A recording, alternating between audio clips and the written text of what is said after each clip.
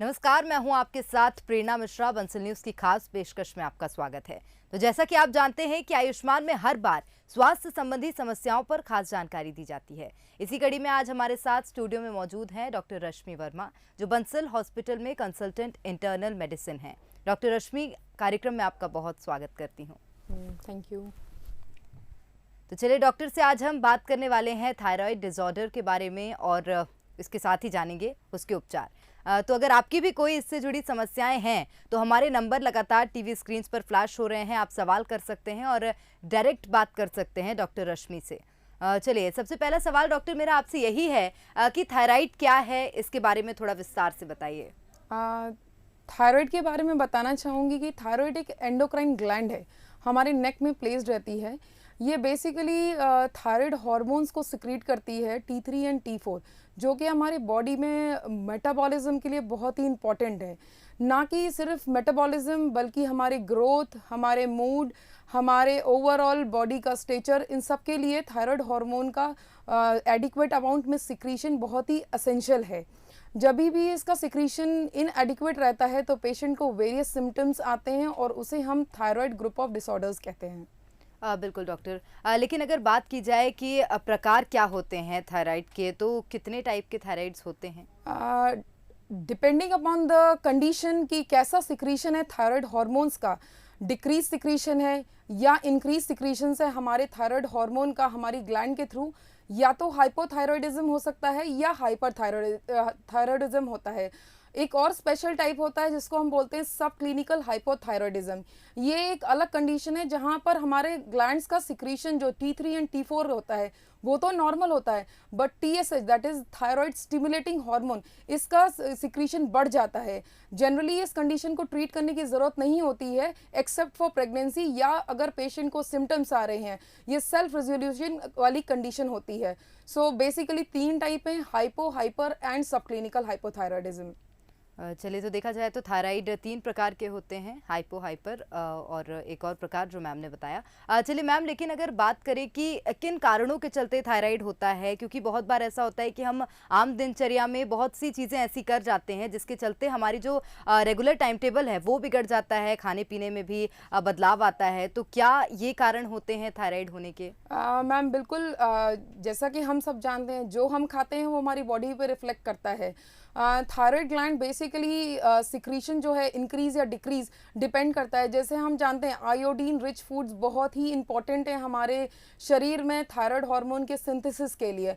So definitely अगर iodine की deficiency हमारे फूड में रहती है तो हाइपोथायरॉयडिज्म होने के चांसेस हैं। इसके अलावा अगर मान लीजिए कुछ ऐसी ड्रग्स हम ले रहे हैं या कोई कीमोथेरेपेटिक एजेंट्स ले रहे हैं जो कि हमारे थायराइड हार्मोन के सिक्रीशन को बढ़ा देते हैं, तो ऐसी कंडीशन में हाइपर थायरॉयडिज्म हो जाता है।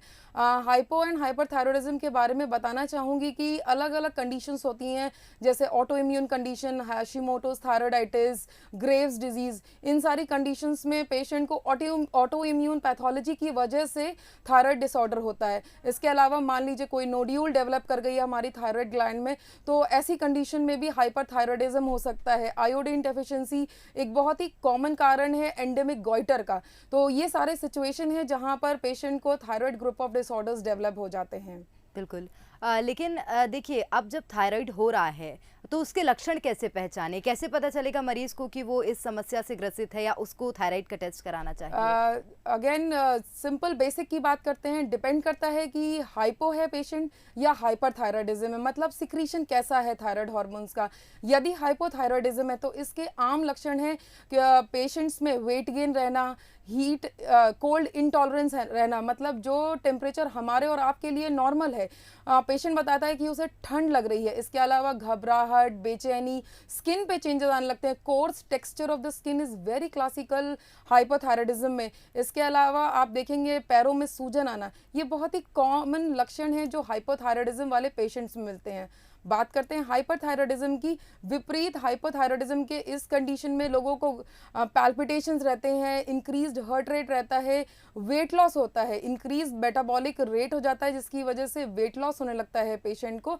ये सारे सिम्टम्स आपको हाइपरथायरॉयडिज्म वाले पेशेंट्स में देखने के लिए आमतौर पे मिलते हैं। मूड स्विंग्स आर वेरी, ये बहुत ही कॉमन चीज़ें हैं जो कि थायराइड ग्रुप ऑफ डिसऑर्डर्स में देखने के लिए मिलती हैं।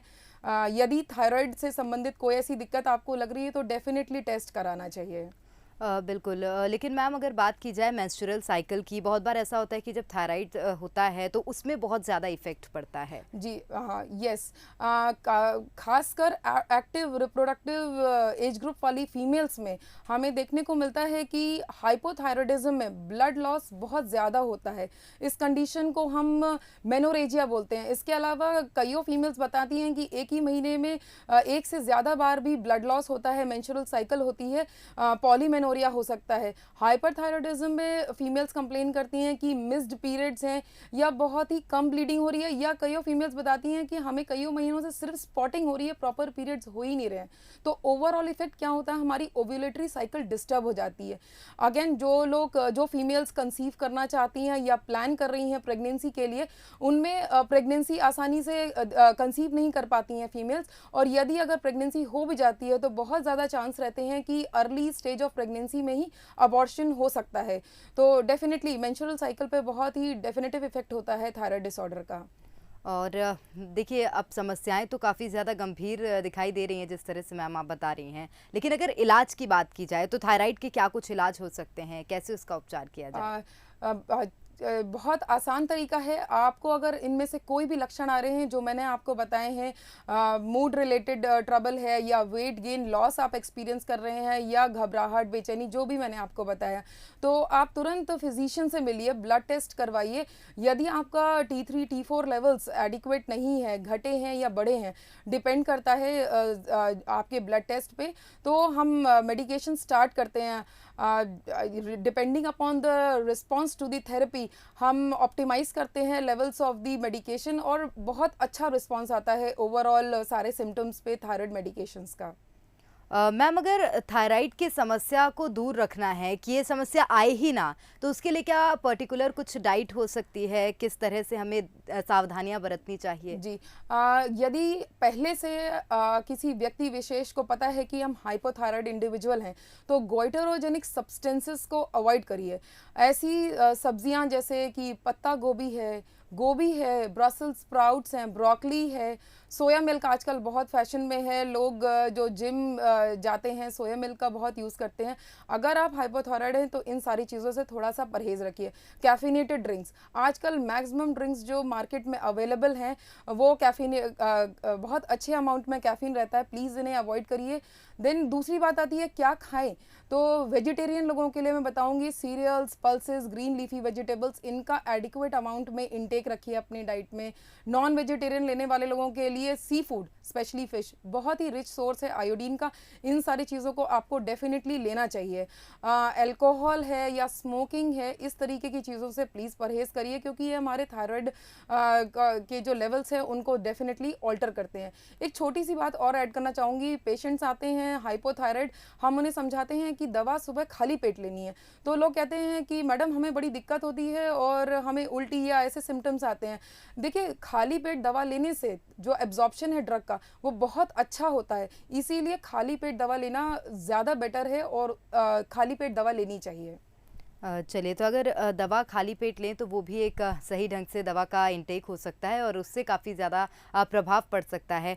लेकिन मैम, अगर बात करें थायराइड के कारण की, एक बार फिर से मैं इसलिए पूछना चाहूँगी क्योंकि आजकल लोगों की लाइफस्टाइल काफ़ी ज़्यादा बिगड़ी हुई है, तो क्या बिगड़ती लाइफस्टाइल भी इसका एक कारण है? मैम बिल्कुल बिल्कुल, आप बिल्कुल सही बात कह रही हैं। स्ट्रेस, नंबर 1, स्ट्रेस एक बहुत ही इम्पॉर्टेंट कारण है जो थायराइड डिसऑर्डर्स को प्रेसिपिटेट कराता है। इसके अलावा अल्कोहल, आजकल हम देखते हैं अल्कोहल का इंटेक बहुत बढ़ गया है। कैफिनेटेड ड्रिंक्स मैंने अभी आपको बताया था।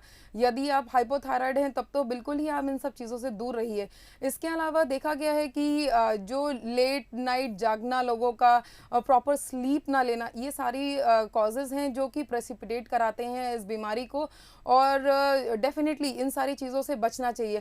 प्रोसेस्ड फूड्स के बारे में अलग से बताना चाहूँगी। आजकल प्रोसेस्ड फूड वेस्टर्नाइजेशन की वजह से बहुत ज़्यादा यूज़ में आ गया है। ये सारी चीज़ों में actually nutrient content is zero, है ना, और इसकी वजह से लोगों को थायराइड डिसऑर्डर्स डेफिनेटली प्रेसिपिटेट होते हैं। तो इन सारी चीज़ों से प्लीज़ अवॉइड करिए, इनको डाइट में जितना हो सके कम रखिए। जंक फूड्स अवॉइड करिए, ये आपके थायराइड डिसऑर्डर्स को डेफिनेटली वर्सन करते हैं। बिल्कुल, ये बहुत अहम बात कही आपने कि प्रोसेस्ड फूड से बचना चाहिए क्योंकि उसमें न्यूट्रिएंट्स बिल्कुल भी नहीं होते हैं। लोग आमतौर पर देखा जाता है आजकल खुद को चाहे वेस्टर्नाइज्ड कहने के लिए या नॉर्मली वो आसान भी होता है लोगों के लिए, इसलिए लोग प्रोसेस्ड फूड का इस्तेमाल करते हैं। लेकिन उपचार जिस तरह से डॉक्टर बता रही हैं कि सही यही होगा कि प्रोसेस्ड फूड का इस्तेमाल ना किया जाए, नॉर्मल खाने का इस्तेमाल करें और उसी को खाएँ।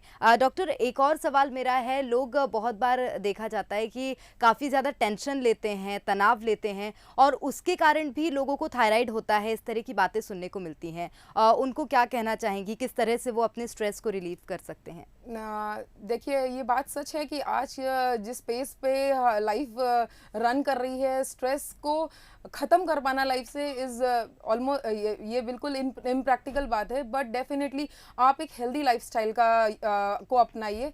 फिज़िकल एक्सरसाइज बहुत इंपॉर्टेंट है, टाइमली स्लीप लेना, एक प्रॉपर 7 आवर्स स्लीप को बिल्कुल लेना है आपको। अगेन अल्कोहल या किसी तरीके के नशे से बचना है और जितना हो सके आप फ्रेश फ्रूट्स, वेजिटेबल्स, इन सब चीज़ों का इंटेक करिए। ये आपका डेफिनेटली हार्मोन लेवल्स को इम्प्रूव करते हैं एंड ओवरऑल आपको थायराइड ही नहीं बाकी सारी बीमारियों से बचाने की में बहुत हेल्पफुल रहते हैं। बिल्कुल, लेकिन डॉक्टर, अगर कोई इस समस्या से ग्रसित है, थायराइड का पेशेंट है ही, तो उसको आप क्या कुछ कहना चाहेंगी, क्या संदेश देना चाहेंगी, किस तरह का लाइफस्टाइल वो अपनाए कि ये समस्या मुझे लगता है दूर तो नहीं हो सकती लेकिन काफ़ी हद तक कंट्रोल में आ सकती जी है? बिल्कुल। देखिए, बात करें थायराइड पेशेंट की, सबसे पहले ये जानना ज़रूरी है कि किसी व्यक्ति विशेष को थायराइड की बीमारी तो नहीं है। तो जो सिम्टम्स मैंने आपको बताए हैं, यदि आप इनमें से किसी से भी गुजर रहे हैं तो डेफिनेटली आप फिजिशियन से मिलिए और अपना थायराइड टेस्ट कराइए। अगर थायराइड की बीमारी सामने आती है, हाइपो या हाइपर, जैसा भी आपके ब्लड टेस्ट में आया है, तो डेफिनेटली ट्रीटमेंट लीजिए। कई बार मैं देखती हूँ लोग दवा तो ले रहे होते हैं बट कभी भी दोबारा से टेस्ट नहीं कराते हैं। लोग 2 साल पहले, 3 साल पहले टेस्ट करवा कर जो दवा बताई गई है उसे ले रहे हैं। तो एक बहुत इंपॉर्टेंट चीज़ है ऑप्टिमाइजेशन ऑफ द थेरेपी, जिसके लिए रेगुलर ब्लड टेस्ट होना ज़रूरी है और डेफिनेटिव लेवल्स जो आपके थायराइड के हैं उसके बेसिस पे जो दवा चलनी चाहिए वो लेना है। तो प्लीज़ जो दवा डॉक्टर बता रहे हैं आप उसे समय से लीजिए। दूसरा, अपना टेस्ट ज़रूर करवाते रहिए ताकि हम एक adequate levels of medication decide कर सकें। बिल्कुल। तो जिस तरह से डॉक्टर बता रही हैं, दवा को समय पर लीजिए और अपने दिनचर्या में निश्चित रूप से बदलाव करिए जो कि सार्थक बदलाव हो ताकि इस समस्या को काफ़ी हद तक कंट्रोल किया जा सके। बहुत धन्यवाद डॉक्टर हमारे साथ जुड़ने के लिए और तमाम जो उपचार और तमाम समस्याओं के समाधान आपने बताए उसके लिए। Thank you. तो आज डॉक्टर रश्मि वर्मा ने हमारे साथ थायराइड डिसऑर्डर के बारे में कई जानकारियां साझा की हैं। निश्चित रूप से आपको सभी सवालों के जवाब मिल गए होंगे। यदि आप भी इस बीमारी से परेशान हैं तो बिल्कुल भी लापरवाही ना करें, फौरन डॉक्टर से संपर्क करें और स्वस्थ रहें। इसी के साथ हमारी इस खास पेशकश में फिलहाल इतना ही। कल फिर हाजिर होंगे एक नई स्वास्थ्य संबंधी समस्या को लेकर, साथ ही बताएंगे आपको उसके उपाय। दीजिए इजाजत, नमस्कार।